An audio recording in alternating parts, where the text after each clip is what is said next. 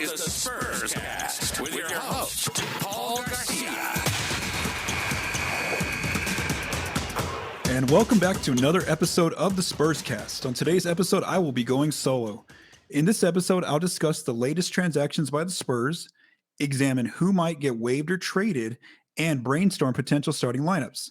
Before I record, I do want to note that I am taping this episode on Thursday, July 20th at 6:38 p.m. Mountain Time.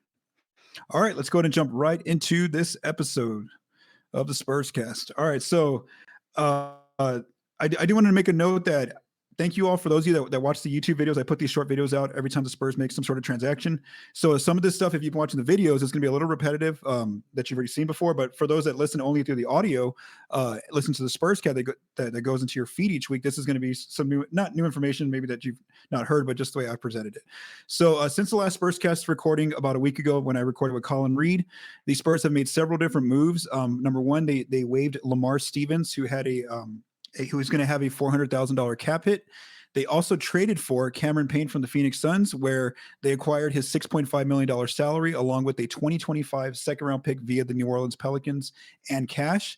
And then in return, the Spurs sent a heavily favored 2024 second-round pick to Phoenix. Then the Spurs also officially signed Tre Jones to his salary, and according to Keith Smith of Spotrac, Jones's new deal is at $9.9 million in year one and then $9.1 million in year two. What this means for the Spurs' cap sheet is that they are officially over the cap with Jones signed and also keeping Sandro Mamukelashvili's cap hold and also Dominick Barlow's cap hold. But if they did want to go out and sign a free agent, they do have that $7.7 million room exception to use. I doubt they're going to use it just because they're facing a situation where they have limited roster space. But that's kind of where their roster stands. Now, what decisions are we awaiting for the Spurs to make into the future? So we are still expecting Sandro Mamukelashvili to sign his deal. I'm a little interested as to why he hasn't signed, considering it's supposed to be at the veteran minimum. After Tre Jones signed, it took, he pretty much used all their cap space, or their cap space was gone. I don't know why the Spurs haven't gone forward with Mamu signing yet. And again, it is Thursday, then they haven't done this, and they signed Jones on Tuesday. I'm going to give one theory on a possibility in the next player I'm about to talk about, and that's Dominick Barlow. So we know that he's still a restricted free agent with the opportunity to return to the Spurs on a two-way contract, or he could see if another team or the Spurs offers him a full NBA deal. And if you're watching visually, I have a note here, $2 million. So the reason why that's an interesting number is because if the Spurs wanted to salvage their last bit of cap space, they can actually still open up $2 million. And here's how. They would renounce Mamu's cap hold, and they would sign him last. They would sign him to that veteran minimum, but last. They would also renounce Barlow's cap hold, and so taking away his $1.8 million cap hold, that opens up $2 million left in cap space. And if they wanted to give Dominick a salary like 2 to 4 years and starting at $2 million in year one, that would actually be more than his veteran minimum, because he's only a one-year player who has 1 year of experience in the league. His veteran minimum is about $1.8 million. So that $2 million could be actually a little bit more in salary. Now, again, I don't know if they're going to do this.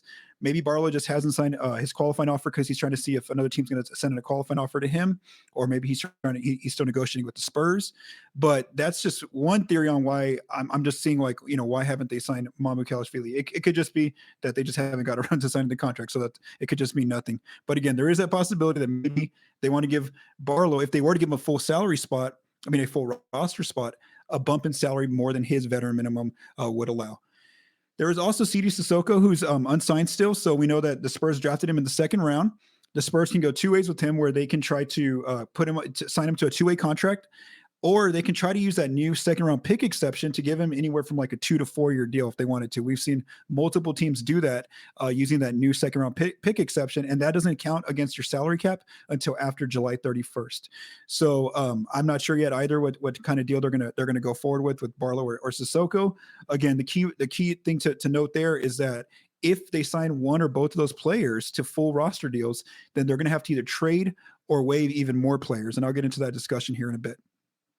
Now, we do note that as of right now, the Spurs have about 2 months up until the first game of the regular season, actually 2.5 months, to either trade 2 players or waive 2 players to get their roster down to the required minimum roster space. So the issue here is that the Spurs have 17 players with guaranteed deals on their contracts right now. They can only have 15 going into opening night in mid-October. So they have a lot of time to try to trade out 2 players or try to waive 2 players. But there is going to have to be some decisions coming down here within the next 2.5 months. And I'll get into some of those players, potential players who get traded or waived here in a bit. And then something else to keep an eye on this offseason is a potential Devin Vassell extension. Now, last year we did see Keldon Johnson get a very quick extension. I think he signed within the first month of July. He got his extension from the Spurs. But before Keldon, the Spurs had a tendency to wait until right before the October deadline to sign some of their players to extensions, and that was the case with DeJounte Murray and Derek White. Both of those players didn't get their extensions until right before the deadline in October. I think it's right before the season starts, or it might be like Halloween, October 31st. So I do still think that Devin's going to get an extension somewhere in that like $20 to $25 million range, which is about 15 to 18% of the cap next year. But I don't know why it hasn't happened yet. Again, the Spurs have a tendency to wait until October to do this. It's aside from Keldon, they don't usually sign these players to extensions right away in July.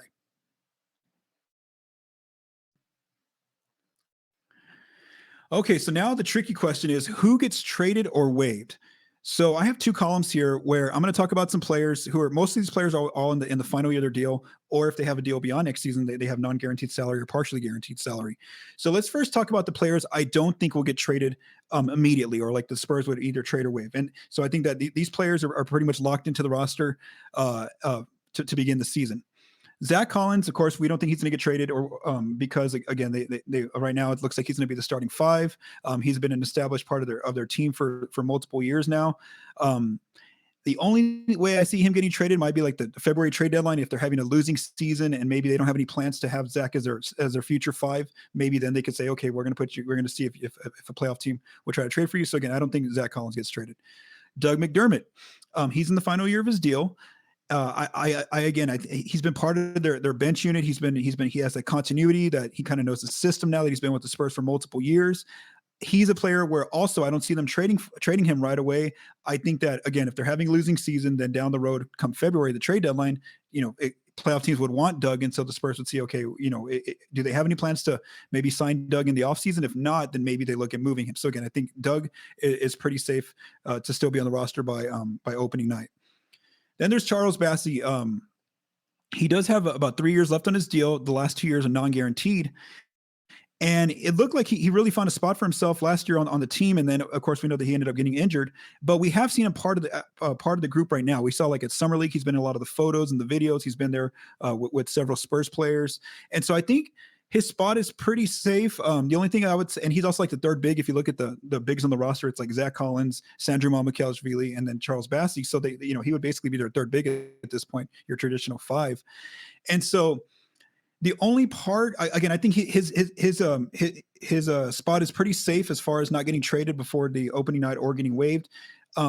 He looks like he's pretty safe there. The only reason why I would say kind of just keep an eye out is just because of the salary. It's the fact that he's at $2.6 million. If they have to waive a player, some of these other players that I'm going to talk about, they may want to keep those players until February. And the tough part is that, again, if they needed to, because you could try to get probably better assets, draft assets for some of these players that I'm about to discuss.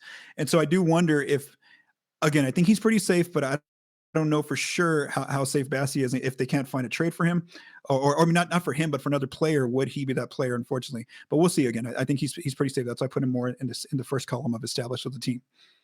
Now let's talk about the second column, and these are players that I list these players here from I think most trade value to least trade value. So I think Reggie Bullock has a lot of trade value. I think that if the Spurs are going to try to hold on to him, if they can get a really good deal before training camp, then I think they'll say yes and they'll move him. But if they can't, I think they're going to wait until February and see if what playoff team sends a really good offer for him. Jetty Osman, again, same situation. I think that if they can get a really good deal now between now and training camp, they'll say yes and they'll move him.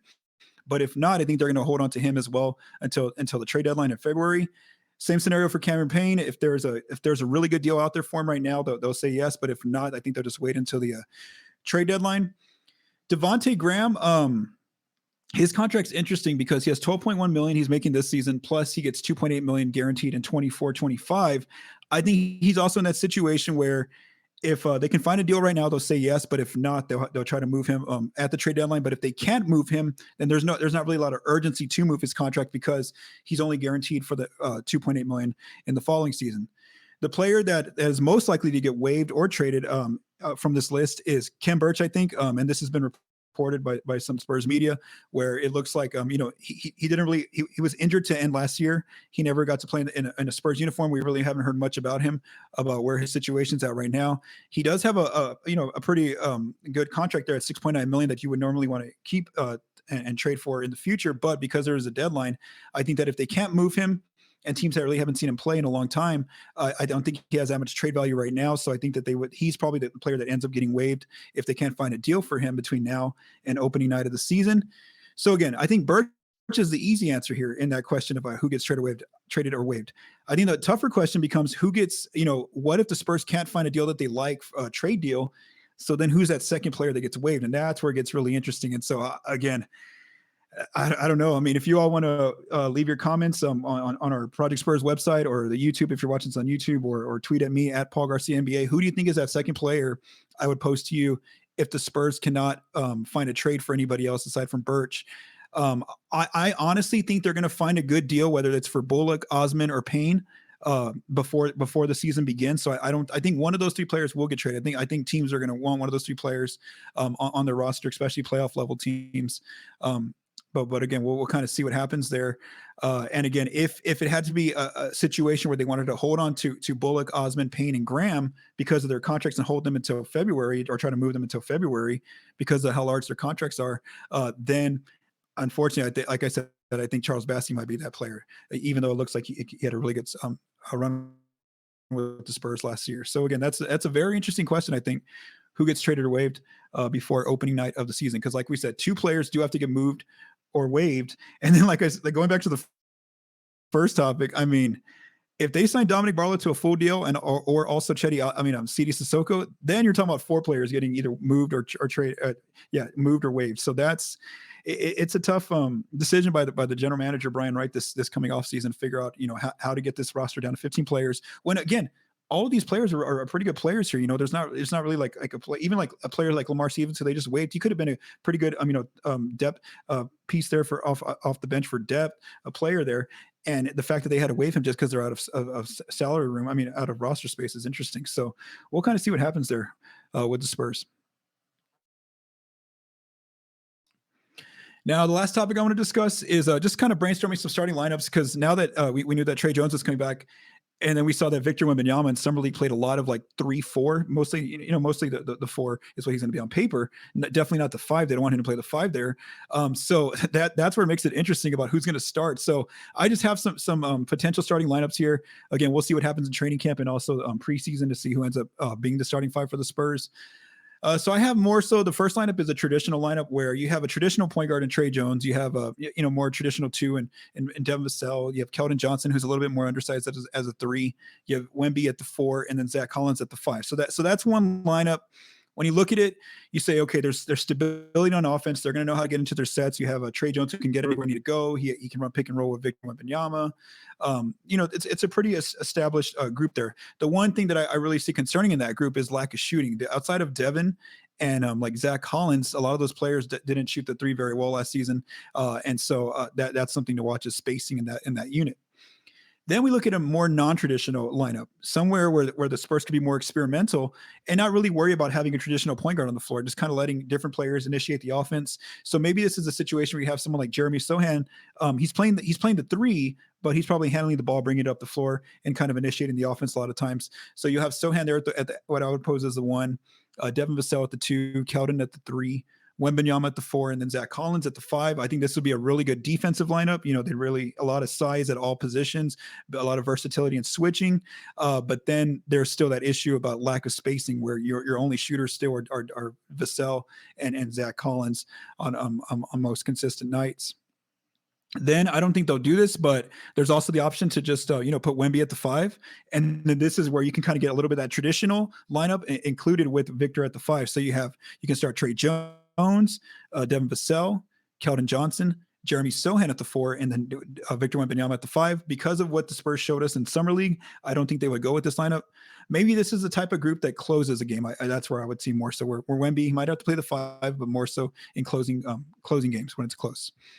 And then there's those other experimental lineups where maybe you could bring someone like Keldon Johnson off the bench as like a 6-man.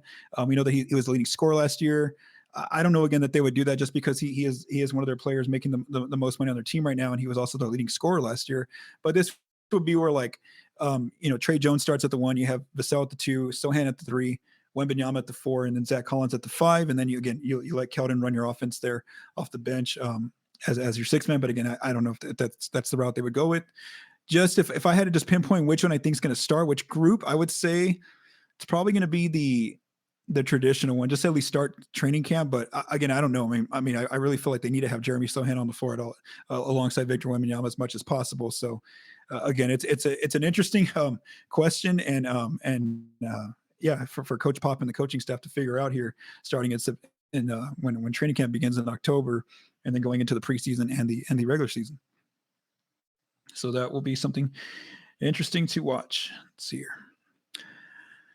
All right. So before I close out this episode, I do want to say thank you all for listening to this episode of the Spurscast. I also want to say thank you to Joe Garcia for mixing and producing this episode. Please subscribe, rate, and review the Spurscast on podcast platforms and YouTube.